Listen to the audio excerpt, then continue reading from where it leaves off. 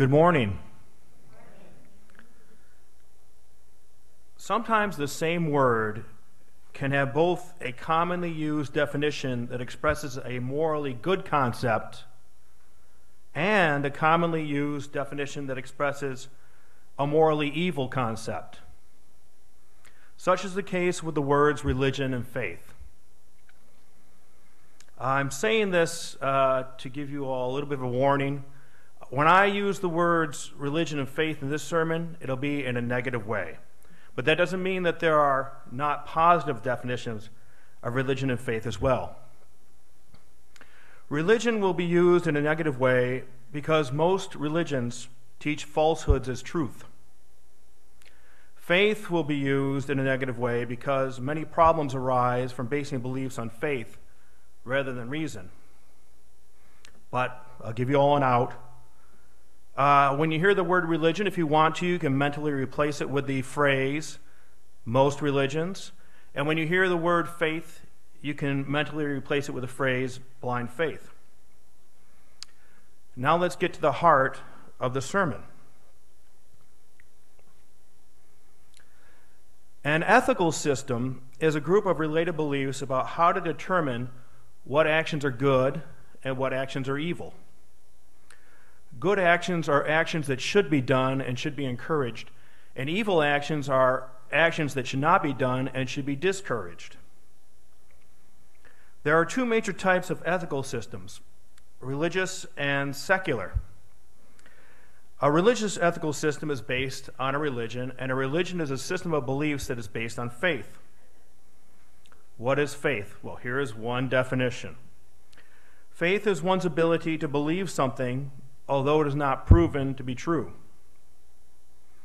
Supposedly, whatever a religion says is good, and whatever religion says is evil, because something like God, something supernatural, at least in cases of many religions, probably most religions, says that it's good or evil.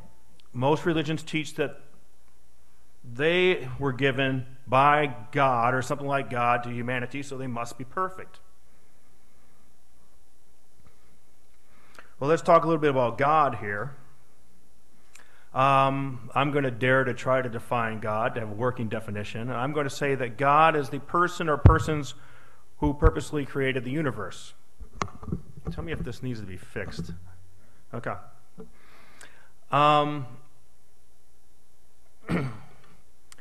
Well, in contrast to religious ethical systems, a secular ethical system is not based on a religion. Instead, it is supposedly based completely on reason. Reason is one's ability to perceive reality as honestly and completely as one can, and then make logical conclusions based on what one perceives. Believing in leprechauns requires faith, and believing in the moons around Jupiter requires reason. Let's try to figure out why. Well, there's not any scientific evidence that leprechauns exist, except for maybe some stories that we hear here and there. We have no concrete evidence that these magical little beings are running around Ireland with pots of gold at the end of their rainbow. But some people, I'm sure, believe that leprechauns exist, and their belief is based on faith because it has no scientific evidence. The believing in the moons around Jupiter requires reason, and the reason is that it's based on evidence and logic. For, let's see here, about 200,000 years, humans had no idea that orange star-looking thing was actually, had moons going around it. But then somebody named Galileo took a telescope and looked up and said, holy cow, there are moons going around that. So he had evidence and he had logic. And that's why the belief that there are moons around Jupiter requires reason. With all this in mind, we should conclude that the best ethical system will not be a religious ethical system, although one might be able to learn some useful things from various religious ethical systems. So I'm not saying to ignore the religious ethical systems. I'm not saying don't learn from them. I mean, they've been around for thousands of years. There's a lot of wisdom in there. But what I am saying is don't automatically believe them. Just because the baby's good, that doesn't mean you should keep the bath water.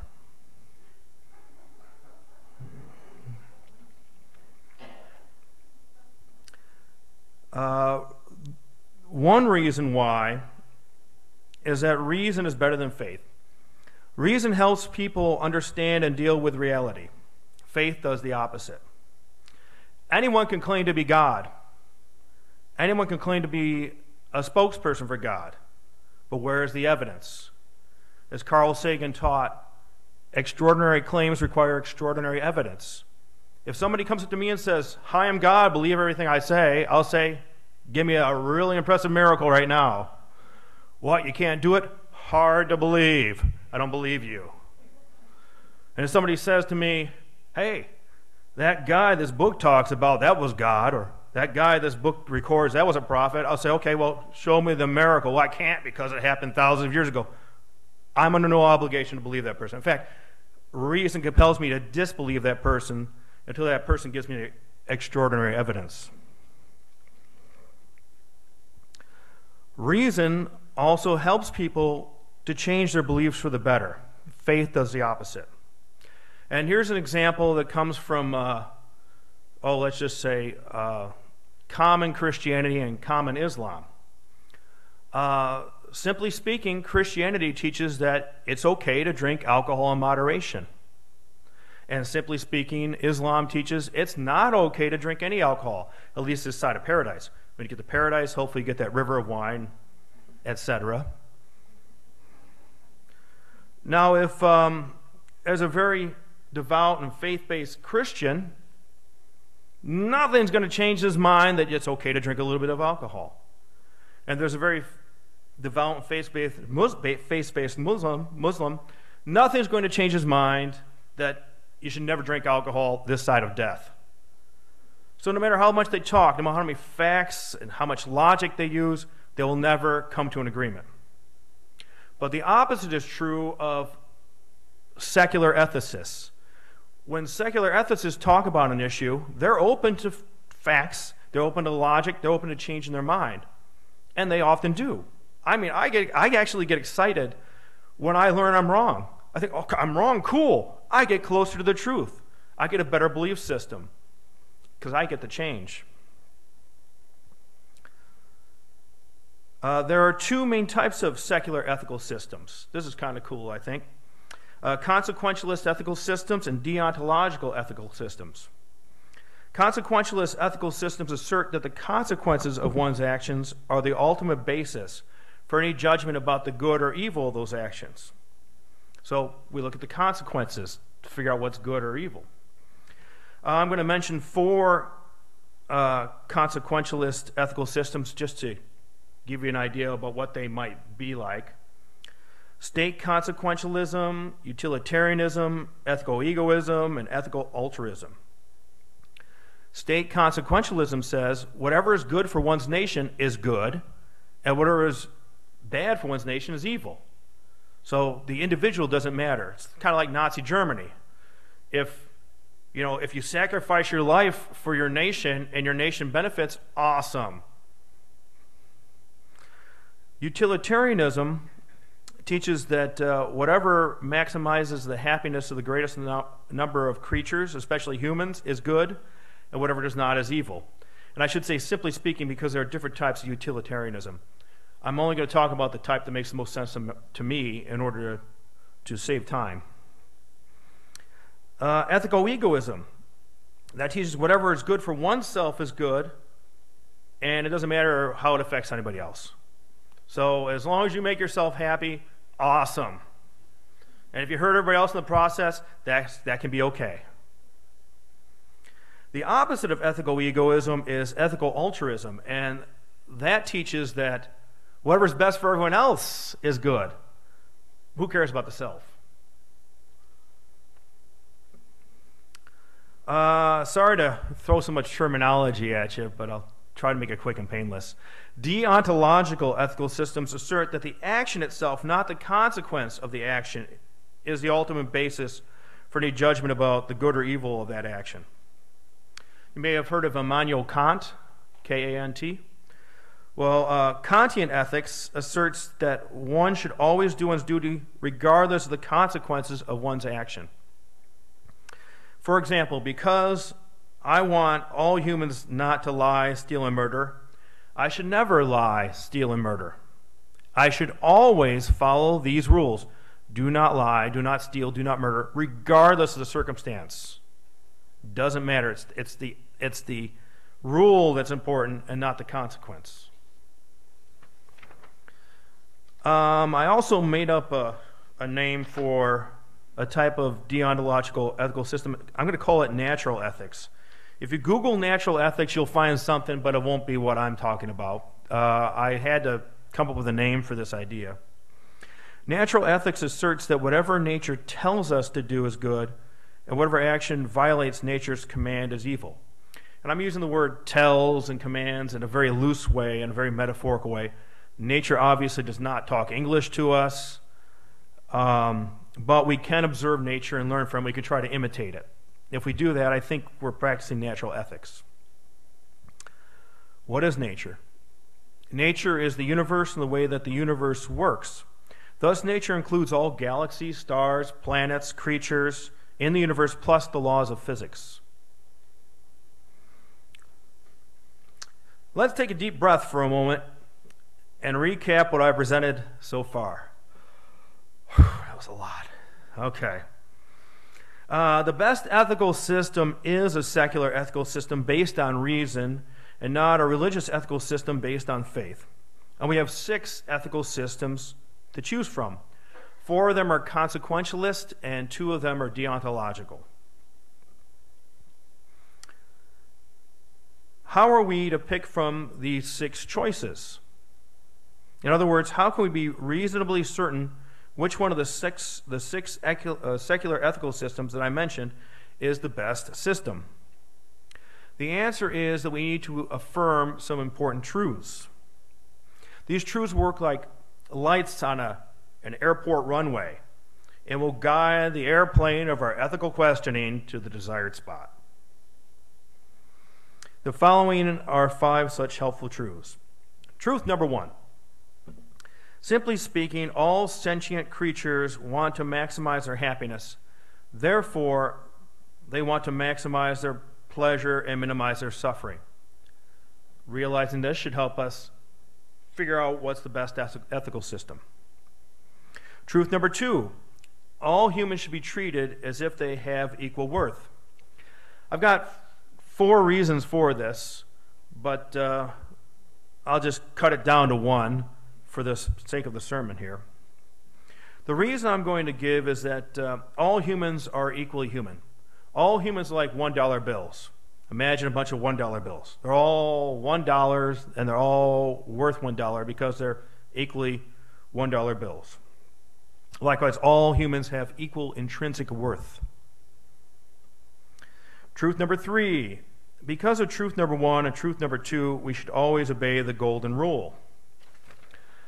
Perhaps the most famous version of the golden rule is treat others the way you want to be treated.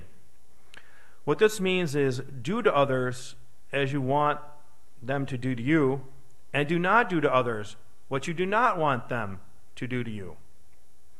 If you do to others what you want them to do to you, you will help them when they are in need. You will feed the hungry, clothe the naked, house the homeless, educate the ignorant, and heal the sick.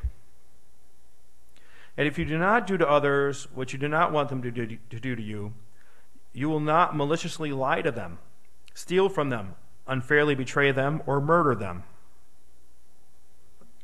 Truth number 4. It is better to have good results than to just follow good rules. Here's a good rule. Do not lie. Yet let's suppose that there's a man named Bob. He always obeys that rule, and I am hiding from an axe murderer. Bob knows where I'm hiding, and the axe murderer comes up to him and says, "Hey, Bob, have you seen Jason? Bob always follows the rule, do not lie. He says, oh yeah, Jason's in the garage over there. Thanks to Bob's stupidity and integrity, I get murdered.